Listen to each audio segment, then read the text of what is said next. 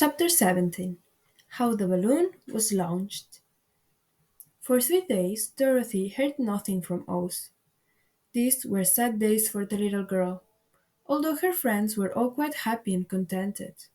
The Scarecrow told them there were wonderful thoughts in his head, but he would not say that what they were because he knew no one could understand them but himself. Then, when the Tin Woodman walked about, he felt his heart rattling around in his breast, and he told Dorothy he had discovered it to be a kinder and more tender heart than the one he had owned when he was made of flesh. The Lion declared he was afraid of nothing on earth, and would gladly face an army or a dozen of the fierce Kalidas. Thus, each of the little party was satisfied except Dorothy, who longed more than ever to get back to Kansas. On the fourth day, to her great joy, Oz sent for her, and when she entered the throne room, he greeted her pleasantly. "Sit down, my dear. I think I have found a way to get you out of this country." "And back to Kansas?" she asked eagerly. "Well, I'm not sure about Kansas," said Oz, "for I haven't the faintest notion which way it lies. But the first thing to do is to cross the desert, and then it should be easy to find your way home." "How can I cross the desert?" she inquired. "Well, I'll tell you what I think," said the little man. "You see, when I came to this country it was in a balloon.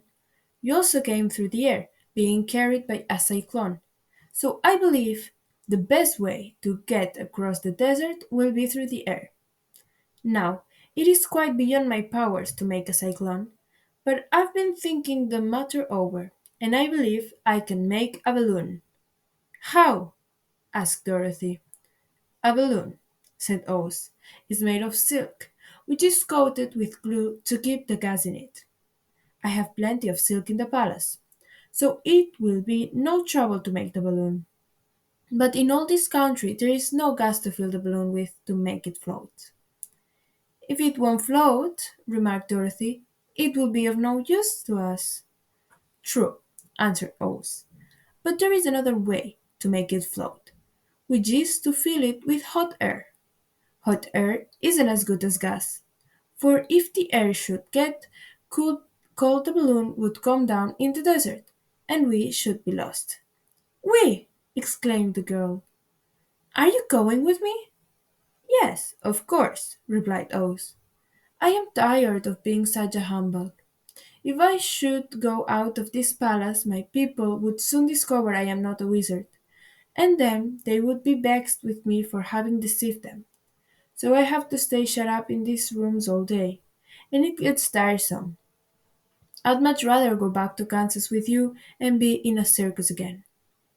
"I shall be glad to have your company," said Dorothy. "Thank you," he answered. "Now, if you will help me sew the silk together, we will begin to work on our balloon."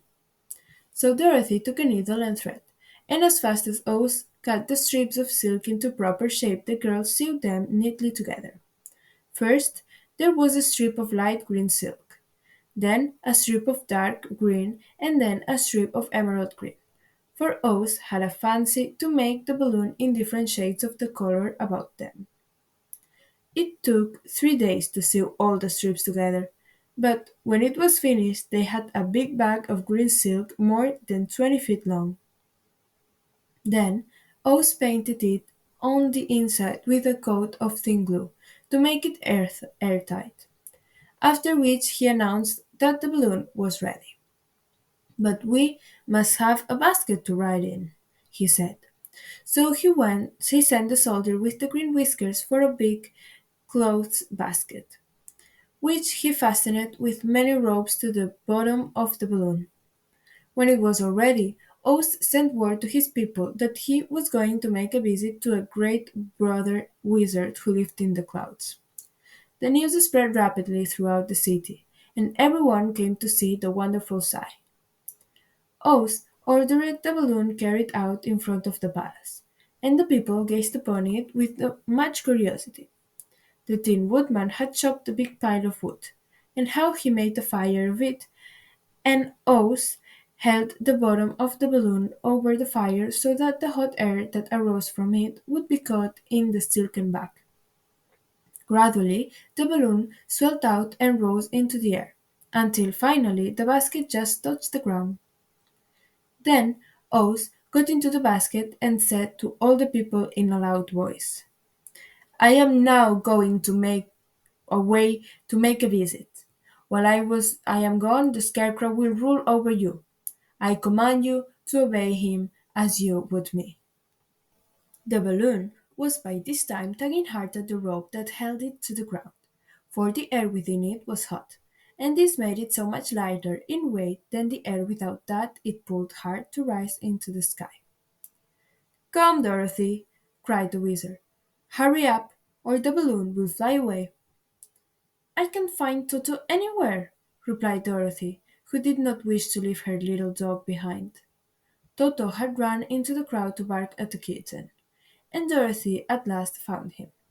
She picked him up and ran towards the balloon.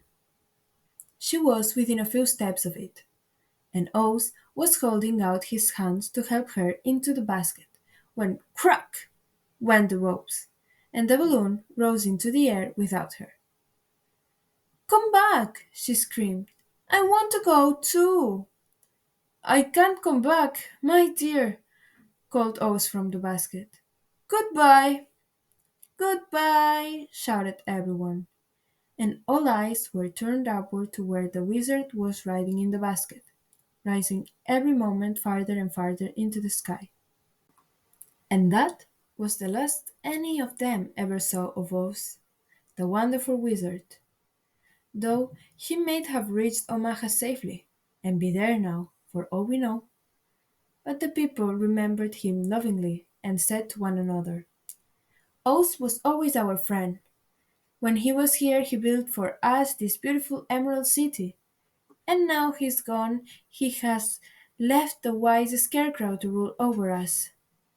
Still, for many days they grieved over the loss of the wonderful Wizard, and would not be comforted.